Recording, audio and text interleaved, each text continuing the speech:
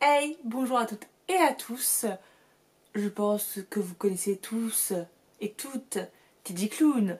Vous connaissez sûrement la maison au milieu de la mer Céruléenne, sous la porte qui chuchote, le truc avec les pantins, je ne sais plus comment ça s'appelle, son dernier avec les pantins, j'ai oublié le nom et il est dans le salon donc hors de question que j'aille me lever pour vérifier ce que c'est. Ou vous le connaissez aussi pour le clan Bennett. Mais est-ce que vous connaissez sa saga Les Contes de Vérania?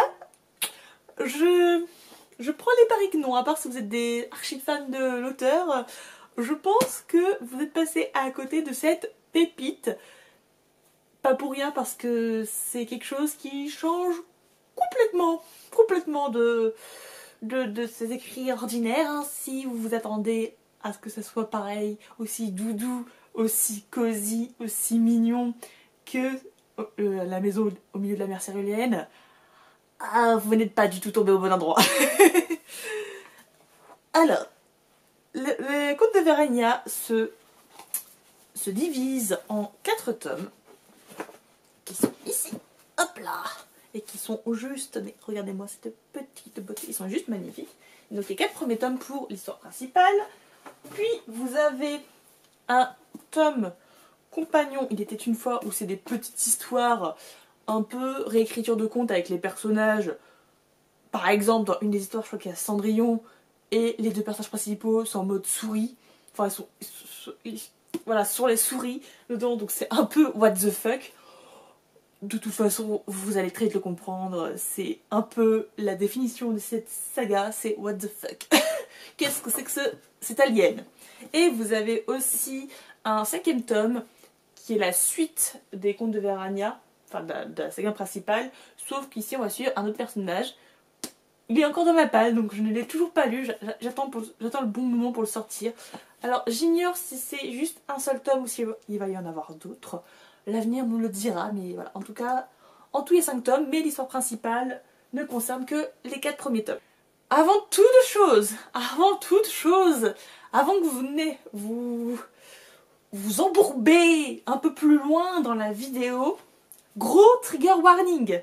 Mais alors, vraiment gros trigger warning. Cette saga, cette histoire est pour un public averti. Mais vraiment averti. À la limite, ayez plus de 30 ans ou plus de 20 ans pour lire cette saga, parce que je n'ai jamais lu une histoire aussi crue de ma vie, aussi vulgaire. Aussi, il y a des scènes de... comment dire, de fesses, de pêche, de ce que vous voulez là-dedans. Alors dans le tome 1, ça va, c'est un peu insinué. Par contre, dans le tome 2, 3 et 4, c'est limite du porno, je vous cache pas. Hein, je sentais le rouge me monter aux joues dès que je tombais sur ces chapitres, parce que c'est des chapitres entiers. C'est... Voilà, si ça vous dérange, passez direct votre chemin. Parce que le conte de Vérania, c'est très vulgaire, c'est très drôle, c'est de la parodie, c'est très drôle. Mais il y a des scènes de fesses très graphiques. On va dire, je crois que c'est comme ça qu'on dit, voilà, très graphique. On voit très bien ce qui se passe. Après, vous pouvez passer ces chapitres-là parce que ça n'apporte rien à l'histoire, mais voilà, je vous ai averti, vraiment, ayez plus de 18 ans pour lire cette saga. Vraiment. Dans les contes de Vérania, on va suivre Sam, qui est magicien du roi dans le royaume ou la cité de Locke. Donc, Sam est magicien du roi. Il a 2 meilleurs amis, Gary, une licorne gay, mais je pense que vous n'avez jamais vu une licorne comme ça, tellement drama queen, mais c'est un truc de taré. Et aussi Teddy, je crois, attendez, non, il y a un T et un I, je ne sais plus comment s'appelle son meilleur ami, qui est un Tiggy, qui est un semi-géant, Tiggy. Un semi-géant Tiggy, donc ils forment un petit trio très sympathique. Sauf que Sam a un problème, car ça, du coup, ça, enfin, il est magicien. Je vous ai dit qu'il était magicien, mais non, il est apprenti magicien.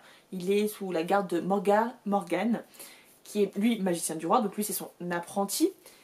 Et donc, Sam a un problème parce que ça fait des années et des années qu'il est sous le charme complet, il est in love de Ryan, un chevalier du roi, mais qui est également le fiancé de Justine le prince. Donc c'est un petit peu compliqué hein, pour lui. Mais un jour, Justine va se faire enlever par un dragon. Et du coup, Sam va partir à l'aventure pour aller le sauver en compagnie justement de ce Ryan et de ses amis. Ça, c'est voilà, c'est le premier tome. Je ne vais pas vous raconter tout ce qui se passe ensuite. Mais sachez que cette saga déjà c'est un énorme cœur. Je pense que je n'ai jamais autant ri de ma vie devant un livre. J'avais des fous rires, mais vraiment, rien que les premières pages, c'était magique. Peut-être que je vous lirai un passage juste après, mais c'était pépite, c'est que des pépites. Mais c'est aussi un enfin c'est un défaut qu'on peut lui reprocher, c'est que je pense que cette histoire pourrait tenir sur un tome ou 2 tomes de moins, car 99% du livre c'est que du délire. Les personnages partent en sucette tout le temps. Je n'ai jamais vu des personnages autant divaguer. C'est très drôle, mais au fur et à mesure ça sent un petit peu... Au bout de 4 tomes, ça sent un petit peu le réchauffé au niveau des blagues, au niveau des répliques. C'est pour ça que j'ai lu, il me semble, en 1 an les 4 tomes. Je les ai un peu espacés parce qu'un tome... Ah, voilà, un tome ça suffit amplement, on ne peut pas tous les enchaîner parce que je pense qu'on fait une overdose. Mais c'est extrêmement hilarant. C'est voilà, si vous aimez ce genre d'humour, parce que c'est très parodique. Par contre, c'est, comme je l'ai dit tout à l'heure, c'est très cru, c'est très vulgaire. Là, il y a... Voilà, c'est même plus familier les répliques. Hein. C'est très vulgaire. Il parle comme il pense. Hein. Ça traite de tous les sujets. Il n'y a pas de, comment on dit, de sujet mince. Ça y est, ça recommence. Il n'y a pas de sujet tabou. Non. Voilà, il n'y a aucun tabou dans cette histoire, dans les répliques des personnages. C'est très... Parfois c'est très gênant aussi, c'est très gênant. Mais c'est... J'adore cette histoire.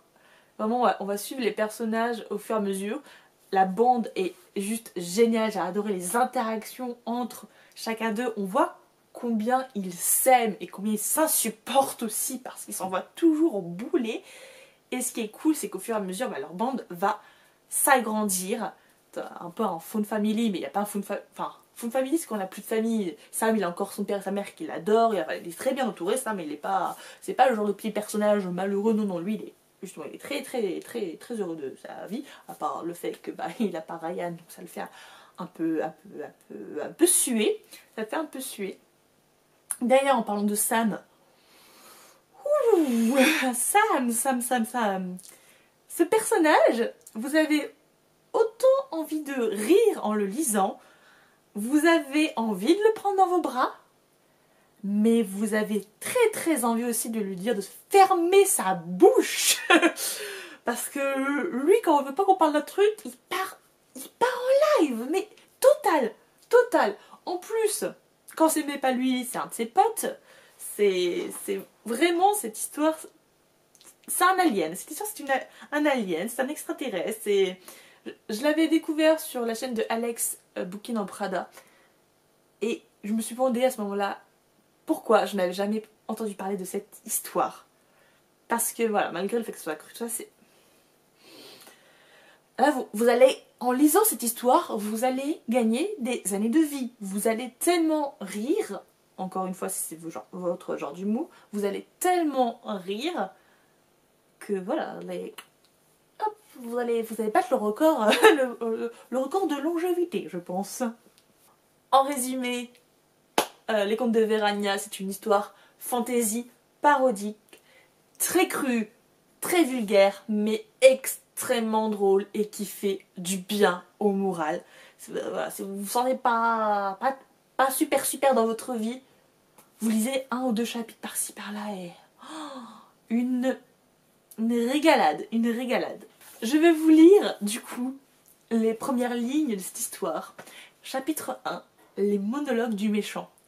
Maintenant, je vais vous parler de mes plans pour conquérir le royaume, gloussa le sorcier maléfique et véritable crétin Lartin de la feuille obscure. S'il te plaît, non, dis-je, tu n'as pas besoin de le faire.